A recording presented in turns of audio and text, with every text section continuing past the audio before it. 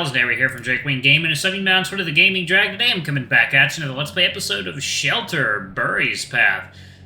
Excuse me, before we jump into it, let's go ahead and, I just wanted to go ahead and say that our Patreon is up. If y'all want to join, it's as little as $5. You can get some awesome rewards like permanent access to our community Discord server and full access to upcoming Not Safe for Work videos. The Not Safe for Work Broken Harbors video is going up soon, and that is over an hour long. It's a complete playthrough of Broken Harbors Not Safe for Work, every succulent scene detailed by yours truly, so let's go ahead and jump right back in. Alarm chain, you are up, and let's go.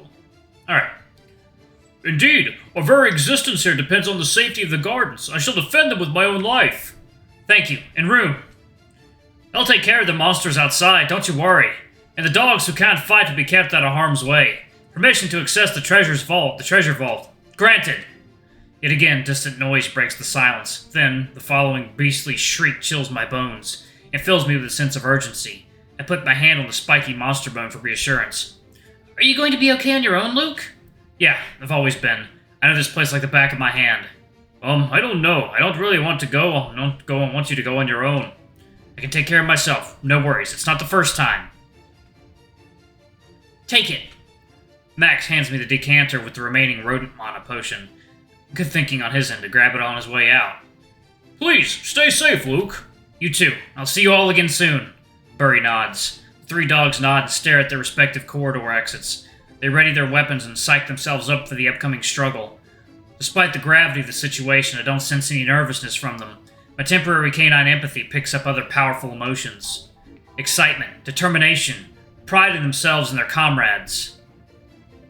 And something even more powerful. In this dire circumstance that strips every soul's defenses down and shows true unobscured emotions. I vaguely recognize this one specific desire that makes you feel I will gladly die for them if I have to. It's shared between all four of us. I don't want to name that emotion, but this is truly something worth living for. It makes me feel invincible. Your orders, Captain. I know everything is going to be fine now. Tonight, as well as to the future ahead of us. We will find a way to make everyone happy. Everyone! Protect Shelter!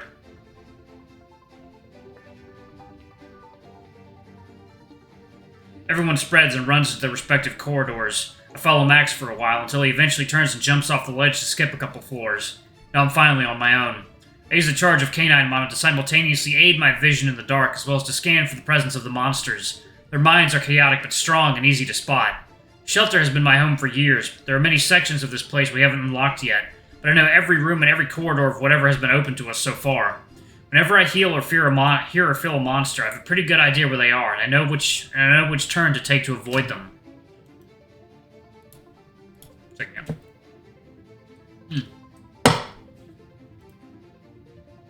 Sometimes I come across closed gates, but I know that they aren't locked and I can jar them open just enough to slip past. My monster bone club aids me as a crude crowbar. There are a couple of times when I feel running dangerously empty on canine mana, but I manage to find enough lonely charges in the air to recharge. I feel nervous every time I do, because each spot rich in mana is accompanied by the scent of fresh canine blood. I see claw marks and broken or abandoned pieces of equipment. But luckily, no bodies. They're all struggling to survive. How much more time can we afford to lose? I have to hurry. As I pass a slightly jarred gate to our gym sector, I absorb the charge of canine mana floating there as well and continue running. Is someone crying? I swear I hear someone whining somewhere.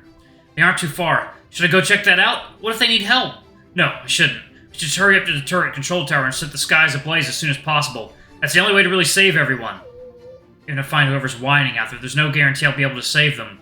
They'll pretty surely slow me down if they are hurt or too scared to stay on their own. Moreover, some monsters are known to lure their prey with mimicry. Even with canine empathy, it's hard to distinguish a monster's mind from a person overwhelmed with anguish. The moment I turn the corner, some tentacled abomination could snatch me and eat me alive for all I know. Who knows? Maybe that's why there are no bodies lying around. I know I should just keep going for the sake of everyone. Well, everyone except that one poor guy, if it turns out he really is in need of some help. Crap, what should I do? Check that out. I don't know. Check that out. Damn it! I skid on the smooth metal floor as I make a sharp turn in the direction of the sounds. I simply can't ignore a sad dog. Good. I squeeze the black bone club in my hands. If I see any suspicious movement, I'll be ready to strike. However, the closer I get to the source of the sounds, the clearer I pick up a certain familiar scent. I'm sure I know it, like a word that's on the tip of your tongue. Suddenly the crying stops. I don't even manage to turn the corner when suddenly a shadow rushes at me from behind it. Crap! I knew it was a trap! My survival reflexes kicking in with heated desperation. I swing my weapon wide with all my strength. Baxter! Is that you, Baxter? Aww! I stop the club just a hair's width away from the scared Bassett's temple. The black, sharp spikes brush by the dog's short head fur before I drop the bone on his shoulder. Don't do that! I almost... Damn it! Human! It's you! And you're the guy from the tavern. Yes, I am. I can't believe you remember me. You must be dealing with hundreds of patrons every day. Yeah, but you're super cute and a good boy. Hard not to remember you. The Bassett wags his tail and looks away with a sheepish smile. He's really easy to sway, huh? A cute boy. Are you alone? That's right. Human, you have to help me. Damn it, I knew it. Baxter is in danger. It suddenly got dark and we looked for the exit, and then a monster found us, and...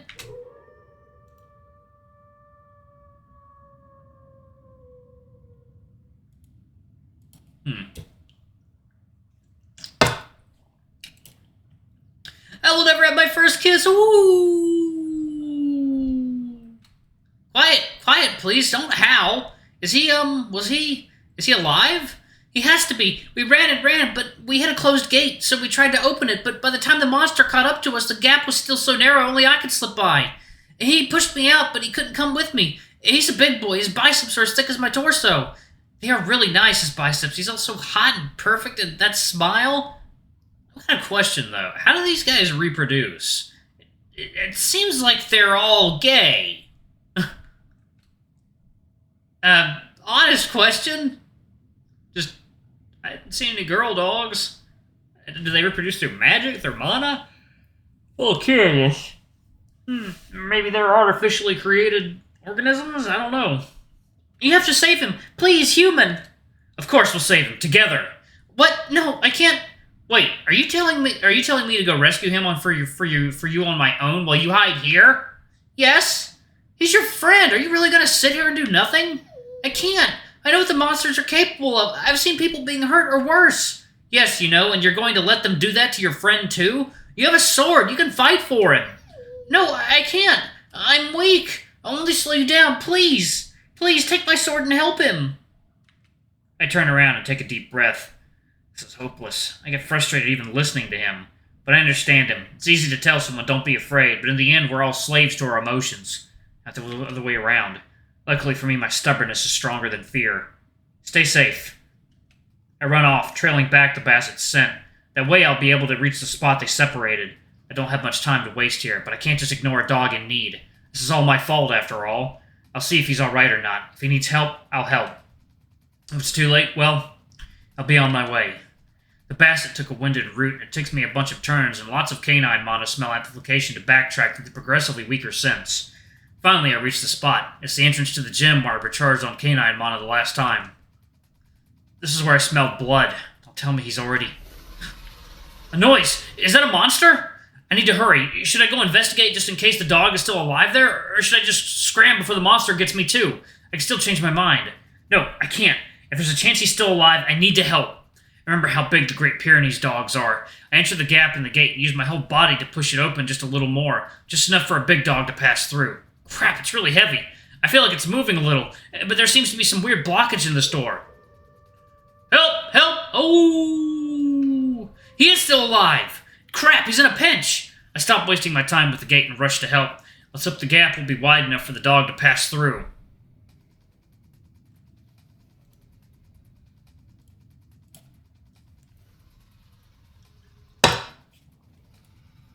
Alright.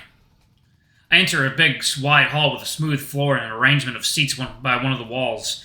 There are pieces of food and still smoldering embers from campfires. The calls for help and the sounds of clawing and monster shrieks come from the corridors leading deeper into the gym section. I take a deep breath and let my amplified sense of smell lead me through the dark corridors. Like a lone hound warrior, I follow the sense of blood and a monster's odor. I should take extra care to memorize the turns I'll be taking. It'll be advantageous for us to know the clear way back. Stopping to open a gate even for a few seconds could cost us our lives. The first crossroads with Shelter's big red emblem paw painted neatly in the middle of the walkway. They ran right. so right. I run through a room filled with different pieces of heavy workout equipment. Barbells, dumbbells, as well as a bunch of elaborate machines with weights and metal strings. Some of them are damaged and tossed to the side. I noticed wide scratch marks on the smooth floor and a fresh bloody handprint on the wall by the exit to the right. I run through the next corridor, with rows of smaller rooms on both sides. They have reinforced glass windows and a bunch of extremely complicated, mysterious equipment behind them. Big metal tables, horizontal tubes, and a whole bunch of screens and cables. The cabinets are filled with bottles and vials. They contain liquid and powders of unknown origin or use. Most of the equipment in shelter is still beyond my understanding, and everything in these rooms in particular is something I feel I'd never comprehend even if I had the whole eternity to study. The scents don't stop here. They continue to the right past here. 3 rights. I can hear another shriek and a desperate call for help. I'm getting closer. I run through the next hall as fast as I can, trying to not catch my club and any loose cables lying around. It is a big, tall hall with a lot of space. This one is filled with junk as well. However, the equipment here is too big to be used by anyone. There are a few of the giant metal guardian statues attached to the wide frames and an arrangement of cables. Some of the statues are nothing but torsos and heads. It's bizarre and confusing. We suspect it used to be a place of cult to the ancients. I sometimes come here to think as well. There's something soothing about those metal giants and metal giant torsos. But not today. I run right past the Guardian's room and follow the smells and calls for help as they grow closer. I think I know where they're heading. So 4 rights? Okay. I ignore the scary red and yellow warning signs. I jump down the stairs to the SL5 only area, almost tripping down the steps. After a few more jumps and swinging myself by the metal safety ramps, I finally reach the lower floor. I ran down the winded corridor, passing numbered locked metal doors on my way. The moment I reach the next crossroads, I hear a painful yelp. I can even feel the presence of fresh mana. A lot of it. They're here! Oh, so... Alright, 1 second, y'all. Water time.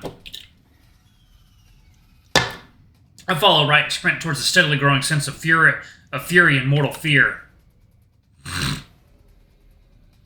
Oh my god. Goddamn manticore.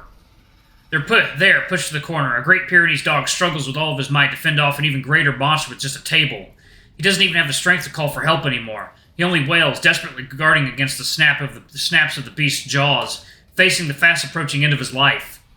Then the monster pounces with its massive body, snarling on top of the dog now falling to the ground. The muscles on its jaws and neck tense like strained metal strings, and it turns its head around, finally reacting to someone's fast-approaching steps. Before it can react, a long, sharp spike of a club digs deep into its eye. A normal person would instinctively cover their face after a wound like that. They would be completely neutralized. But not a monster. Damaging only one eye won't stop it from snapping its jaws at me. The stink of rotting flesh hits me as its jaw tenses, and the other eye locks onto me. Sounds of scraping bones and a wet squelch echo through the air when I jerk the club out of the beast's face. I jump back before it can close its jaw on my arm. However, it moves its head away and then tries to take a bite of me. I grab my mace at the middle of its length and thrust it into the monster's maw, stopping it from biting. Alright, I guess I can't save. Run! Get away! The dog scrambles from under the metal table and looks around for a way out. There's only one way, though. We're stuck at a dead end in front of one of the gates we couldn't open so far. The big white dog is in a pretty bad state. His side is bloody and he's out of breath. I have to get him out to safety as soon as possible. Can I save? No, I can't. Okay, I need to save, damn it! Luckily for him, the monster is focused on me now. Just me against a creature powerful enough to prey on canines, who are already stronger than me. In our physicality, yes. In a fair fight, absolutely. But right now, I can't afford to play fair when lives are on the line. Winds of Liberty!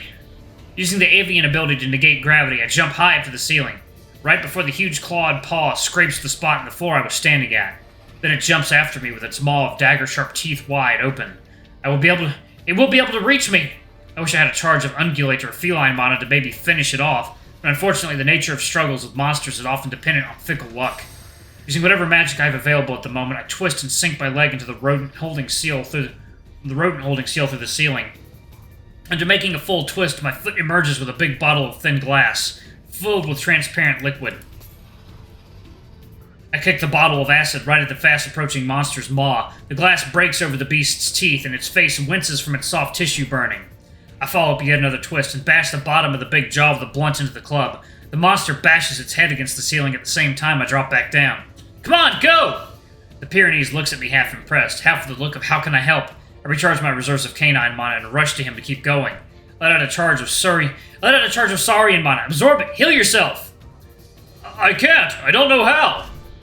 The monster falls back down to the floor with a thundering thud and bone-piercing shriek. I bought us some time, but it's not going to stay down forever. But I know how. If you do pack mentality with me, I can do it for you. I can't. I don't do that with just anyone. I'm sorry, human. It's okay. Just go. I feel bad about wasting a good charge of Saurian mana, but I can't even absorb it myself right now. I'm already in the middle of burning avian, rodent, and canine. It doesn't matter. We have to hurry back upstairs to safety through the same route I came here. We reached the first crossroads. Let's go. Right. Unless I'm doing all lefts.